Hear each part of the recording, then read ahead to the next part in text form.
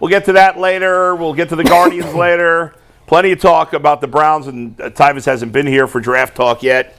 How was your draft weekend there, Tyvus? Anything interesting happen? Obviously, Thursday I was at the Browns facility. It was fun being in the know, seeing things before it happened, seeing the coaches, the scouts go in, seeing the coaches' reactions when they walked out. You can read into it how you want. Getting the chance to talk to AB and, try to figure out, pick his brain on what he was thinking on some of the trades and stuff. That was actually pretty cool.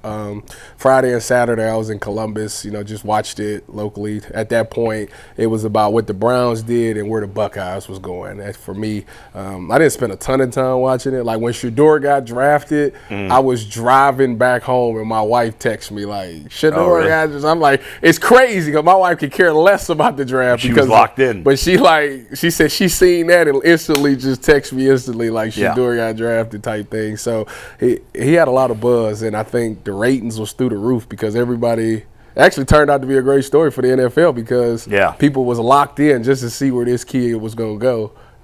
So it was a pretty cool experience though. I already told you. Had 14 Buckeyes got drafted, tied the school record for most Buckeyes in the draft. It would have been 15, but Seth McLaughlin tore his Achilles at the end of the season last year. He ends up going undrafted to Cincinnati, but he won the Remington Award. So he's a center, right? Yeah, he was a center. Yeah, I remember seeing it. They said, I was talking to one of the Cincinnati Bengals Sports Illustrated writers yesterday on the radio, and he was saying James Rapine?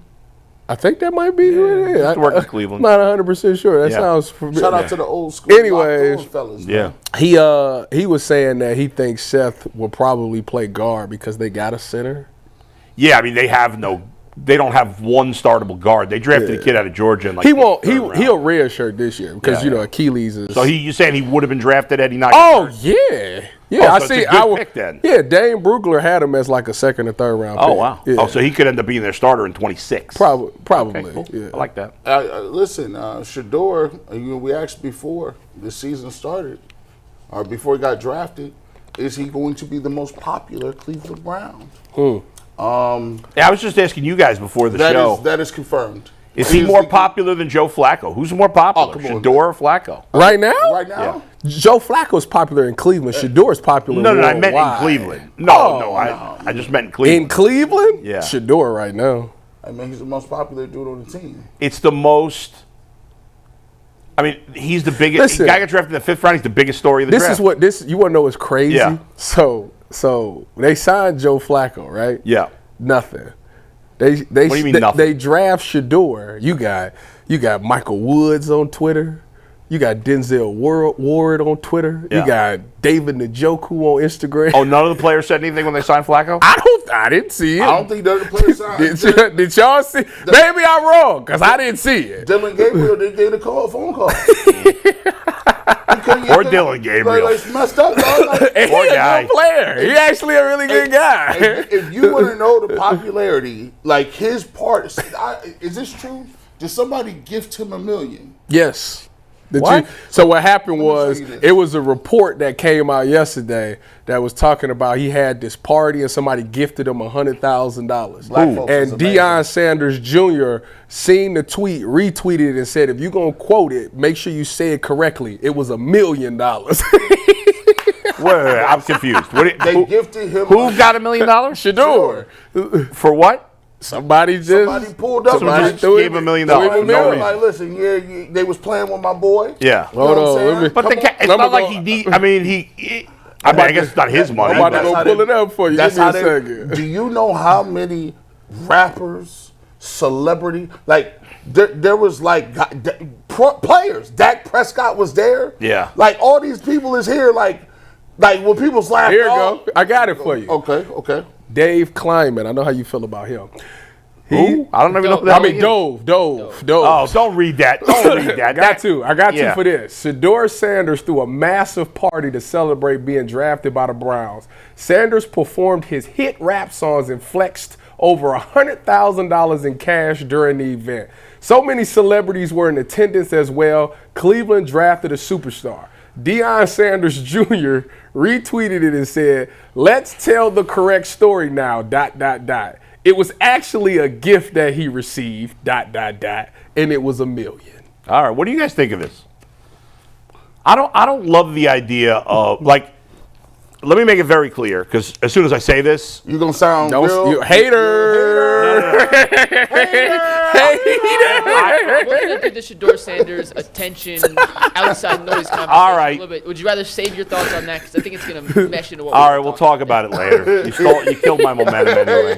Look, he added. Go ahead. Well, you started and then you stopped, so just want to make sure, because it is I'm going to say this. I'm going to say it because I'm in the.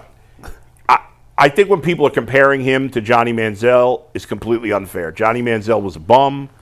He had all kinds of issues, and he just wasn't that good at football, and he was not interested in working hard or doing any of that stuff. I mean, he threw it up to Mike Evans. Initially, I didn't like all the partying that Johnny was, and everybody was like, Johnny's partying, and blah, blah, blah, blah, blah. And I'm not saying it's going to turn out the same way, because, again, I think it's an unfair comparison. But I'm fine that it's good that he had a party, do whatever you want. Now he needs to focus on football. If he really wants to be the starting quarterback, it's got to be all about football. No? Well, he in downtown Cleveland working out I know. Right now. In fact, I said that because I heard that rumor from somebody on our chat group. Now, listen, it was, to me, honestly. He posted on his Instagram. I hear what you're saying about the partying. Yeah. But his party was no different than all I the agree. other guys. I'm saying going forward. Now going forward, yes, that's all I'm saying. Yes, because he got a big shoes to fill. I mean, listen, everybody's gonna look at your Deion Sanders' son, right? Like it's like Bronny. I need to see what you gonna do, and you gonna have unnecessary attention on you the whole time. So he has to carry himself correctly. I think we all want Shedeur, and I know I do, because I want the Browns to finally have a good quarterback. Yeah, I want him to shut up the haters and doubters, and I'm not a hater or doubter in any way. And to do that, I think he's got to be all about football going forward now. I think him going in the 5th round is the best thing to happen for his career. Yeah, I agree. Because whether he felt it or not, I think the way he carried himself was he was up here. And that they just boom and shot him back down to reality. Yeah. And it was like me, like coming into the draft, I was like, I'm going 3rd or 5th round. When I went undrafted, it lit something inside of me because it's like, now I got to prove y'all wrong. Like, I got to really fight every day. And when you're a 5th round draft pick, there's no guarantee. They get cut all the time. So now he has to prove and fight every single day. It can't be I'm late to meetings or I can't not know the assignments and stuff like that. He got to be extra locked in because they don't owe you anything. Like, they can get rid of you and just move on. Right. So it actually might be better for his career. Let me say one last thing, Mike. I promise we'll move on, and we'll get back to Shedeur later. I understand this is going to remain a very sensitive topic for a lot of people. And I'm just going to say this because we discuss things on this show that other shows don't, and I keep it real, okay? Yeah. Mm-hmm. For young black men in sports, I feel weird saying this because you've actually had this experience and I don't. But I am someone that understands from the outside that by the general population, there is an unfair double standard when it comes to judging the behavior of young athletes, black kids versus white kids. Not in all cases, and not by every person, of course. I'm not saying everybody's a racist. I'm not saying a lot of people are racist. Especially a black quarterback. But these things are there. From some people, the judgment is not even overtly racist. It's just what you're kind of used to. And so you have expectations. And people come from different backgrounds and different cultures. And so that's going to lead to, well, why is he doing this? Or I'm not even talking about Shedeur, anybody, or whatever. I'm not used to that. I know kids that behave this way or whatever. And I really do. I want Shedeur Sanders to succeed. There's a lot of people with hate in their heart who are rooting against this guy. They're happy he got drafted in the 5th round. They're happy the guy from Jeff Ulbricht's son humiliated him. They like it. Mm-hmm. They like all that stuff. And I'm not one of those people. And I don't want to give those bastards any ammunition against him.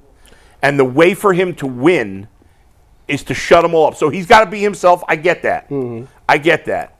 But he's only to succeed in the NFL, he's got to be completely locked in. And I hope you're right, and I think you're right, that this experience of what happened to him will help motivate him even more than he was motivated already. Well, I think it's certainly a lot of the off-the-field stuff has been overblown. It's turned into he's a distraction. I don't think he's a distraction. Yes, he gets more coverage than the typical player. Those things are a distraction. Some of it's because of his personality and his dad. Some of it's just because who they are. Wouldn't matter, even if they had a more chilled personality. The distraction part. Wait a minute. Is this a topic? No, go ahead. I keep promising Mike we're going to move on. Go ahead. I'm sorry, just Mike. chilling. You see how I just say go with all that. we chilling. I just want to. I just like. I get it. There's real life issues here.